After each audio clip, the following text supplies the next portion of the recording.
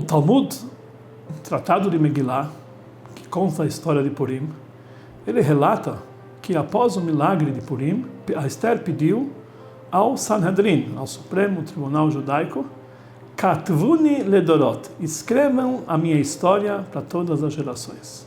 Realmente havia uma discussão entre os sábios se a história de Esther deveria ou não ser escrita para todas as gerações. E no final chegaram à conclusão que a história de Esther deve ser sim escrita num livro separado, e daí surgiu a Megillat Esther.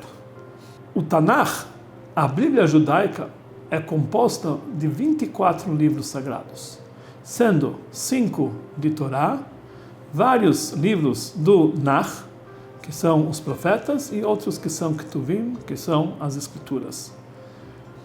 Todos esses livros foram escritos em pergaminho. Na época do início do Segundo Templo, foi dado o término, a conclusão do Tanakh. O Supremo Tribunal da época, que eram chamados Anshei Knesset Agdolá, escolheram exatamente a dedo quais seriam os 24 livros do Tanakh que deveriam fazer parte da Bíblia Sagrada que temos até hoje. Logicamente, tudo isso foi feito com o uso do espírito de profecia que foi transmitido para eles naquele momento, e dessa forma eles concluíram os 24 livros do Tanakh. E esses foram escolhidos como livros judaicos, eles têm toda a santidade dos livros judaicos. Nossos sábios dizem que apesar que a conclusão do Tanakh foi feita posteriormente, mas desde o Monte Sinai, quando Deus entregou as segundas tábuas, já entregou esses 24 livros para Moshe, só que eles só foram revelados posteriormente, quando as histórias eventualmente ocorreram. Como falamos, todos os livros do Tanakh, os 24 livros, foram escritos em pergaminhos. E existe até hoje livros de toda a Bíblia judaica escritos em pergaminho da forma original, ou seja, 5 livros da Torá separado e todos os outros demais livros do Tanakh em um livro separado, que esse é o Tanakh oficial, a Bíblia oficial.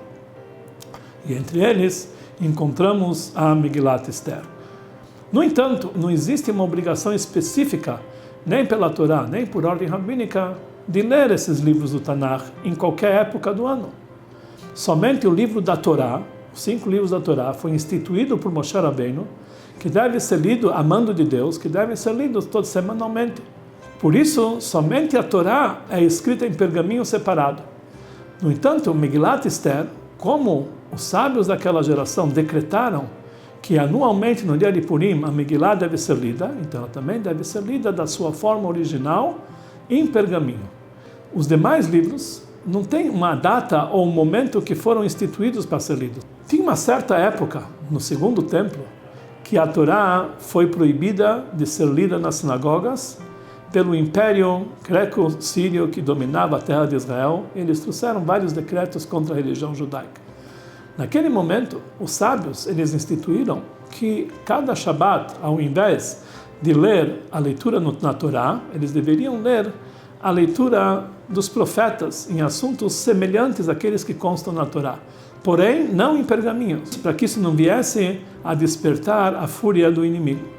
Então, por isso, aqui surgiu a leitura da Haftará semanalmente, que são trechos dos profetas, que são lidos a cada semana, logo após a leitura da Torá, em lembrança daquela época que isso não podia ser feito. E por isso a Haftará, que nós lemos semanalmente, que são trechos do Tanakh, são lidos no Chumash normal, que desde o início essa foi a instituição. No entanto, existem comunidades que eles fazem questão que toda semana a Haftará seja lida também no livro original do Tanakh. Eles leem a Haftará no livro do Tanakh em pergaminho, e eles abrem cada semana no trecho certo. Uma pessoa que é treinada, ele faz a leitura também da Haftará em Tanakh, mas isso é só um costume e não é uma obrigação. Como também existem certas leituras que elas são feitas em outros momentos do ano, como por exemplo em Pesach, tem certas comunidades que leem Shir HaShirim, ou em Tisha B'Av, que nós lemos a Megillah de Eichá, e assim por diante. Essas leituras não foram instituídas por ordem rabínica, não se faz uma bênção especial para essa leitura. Por isso, nós não temos a obrigação de lê-las em pergaminho, porque não é uma leitura oficial que foi decretada pelos sábios, e não, por isso estamos isentos de ler elas no pergaminho, apesar que originalmente todos esses livros se encontram em pergaminho.